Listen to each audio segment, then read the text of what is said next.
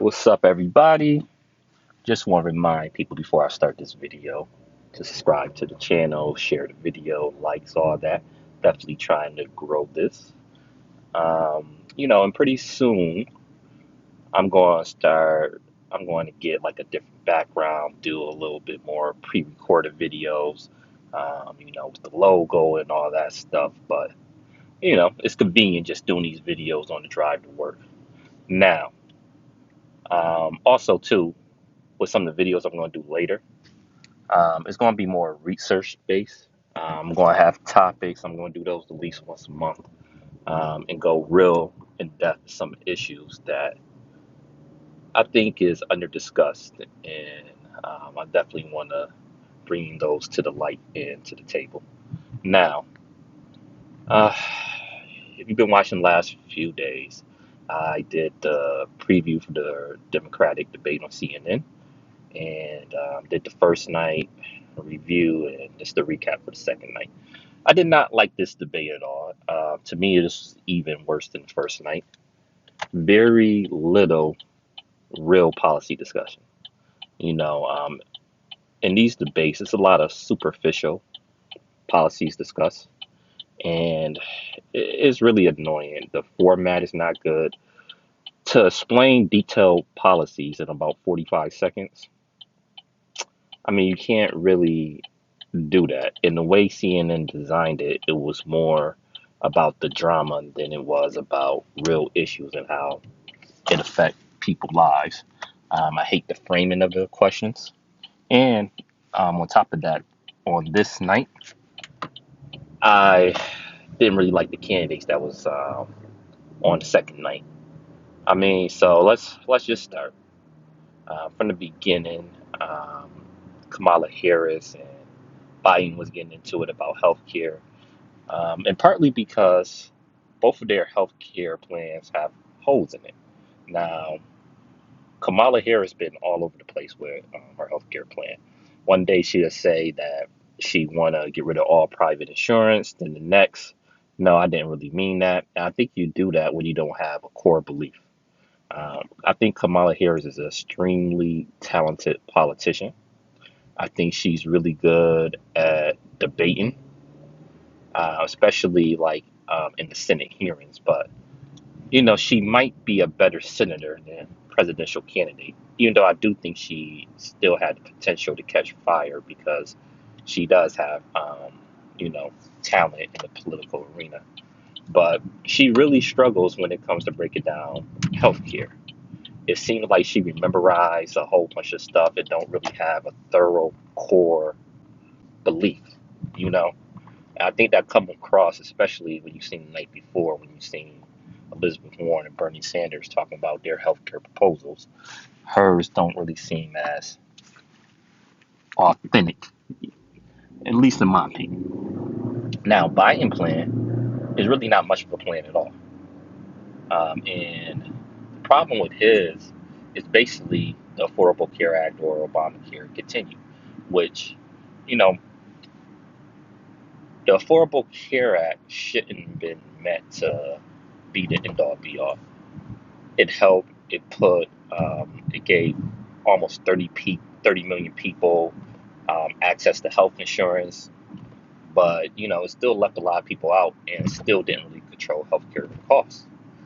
Some of the same problems still exist now. Partly it wasn't all because of the Affordable Care Act. The Affordable Care Act made it better with getting rid of the pre-existing condition threshold that private insurance companies had out there, where if you had a pre-existing condition, where they wouldn't insure you.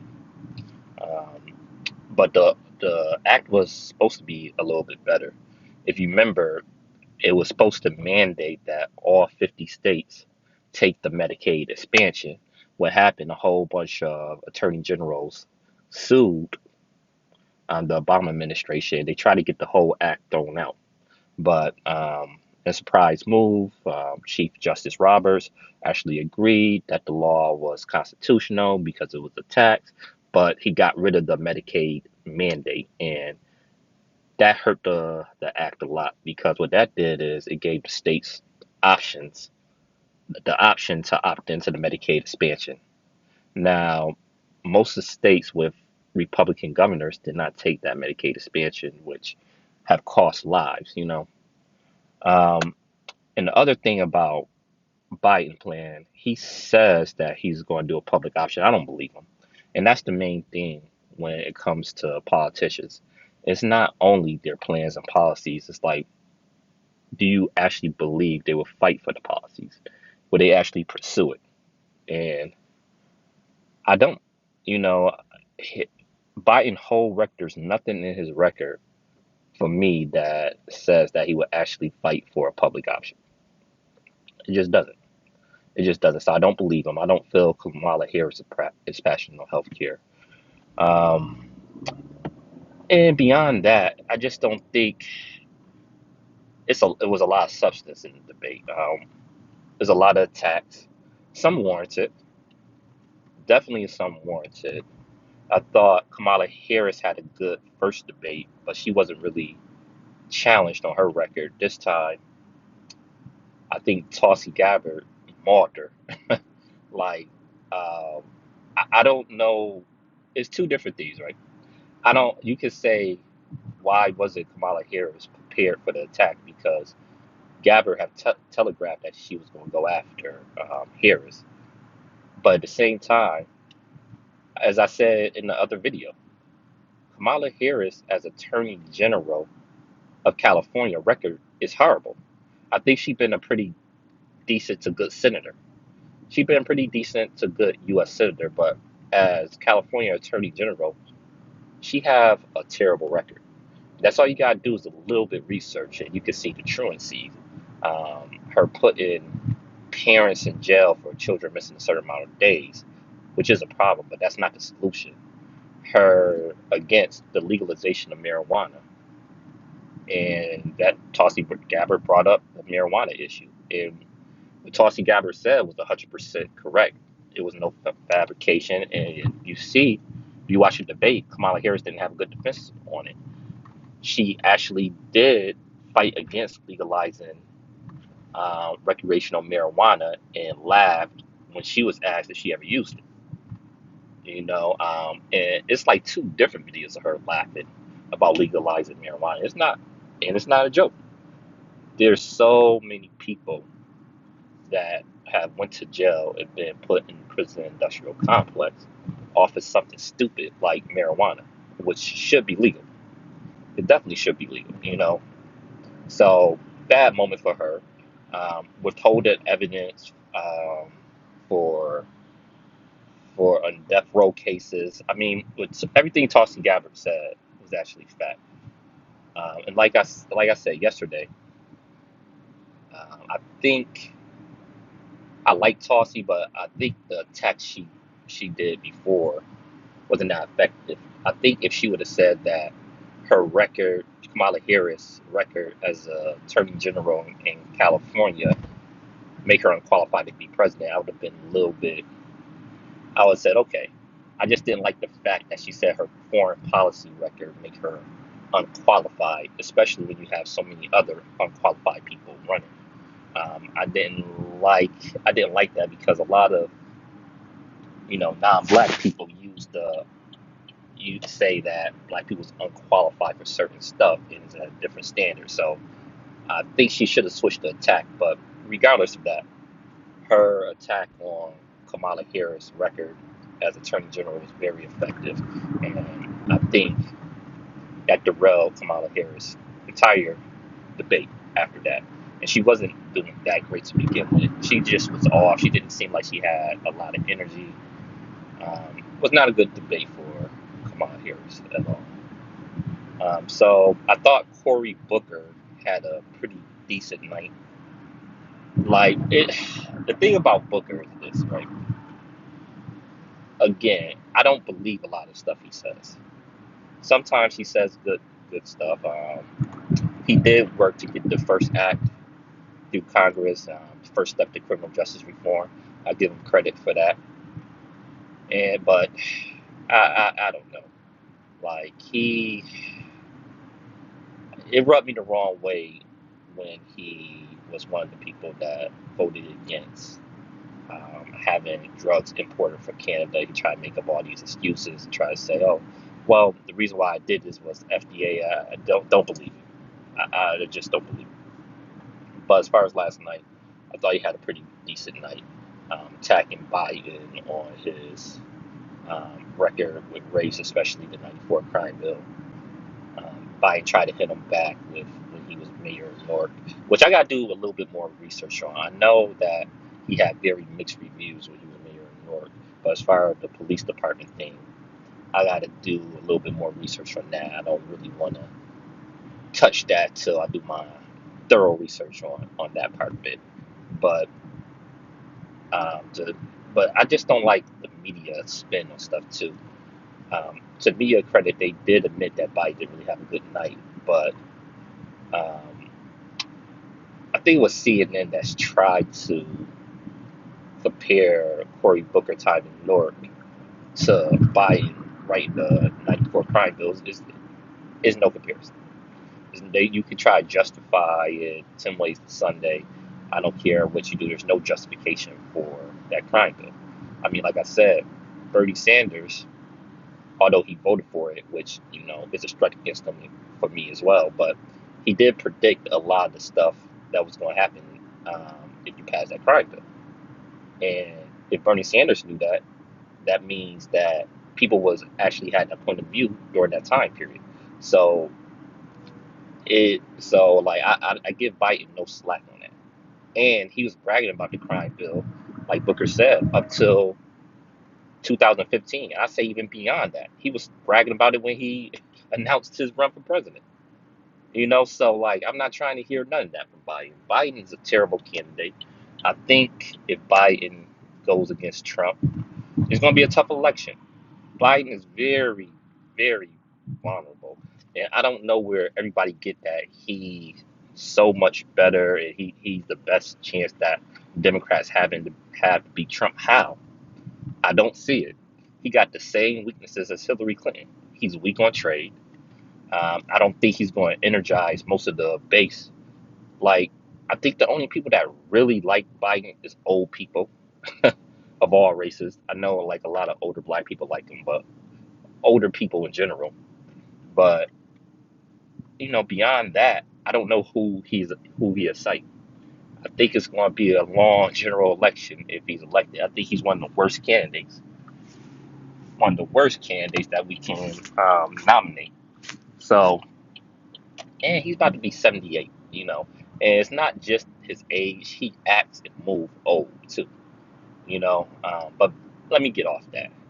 Let me get back to um, a little bit more substance. Now, CNN and MSNBC, like I was saying, with their coverage, just been terrible. They tried to cover for the moderates. And let's get back to both debates too, because it's really not too much more to add to that debate. Some of the questions that I didn't get answered, is some of it is the media fault, and some of it is the candidate's fault. Is specifics, right? For example, like the UBI. Andrew Yang, I think, had a better debate than he did last time he was on stage. And Andrew Yang is basically a one-issue candidate. He always talks about UBI, which is Universal Basic Income. He called it a dividend of $1,000 a month to every American.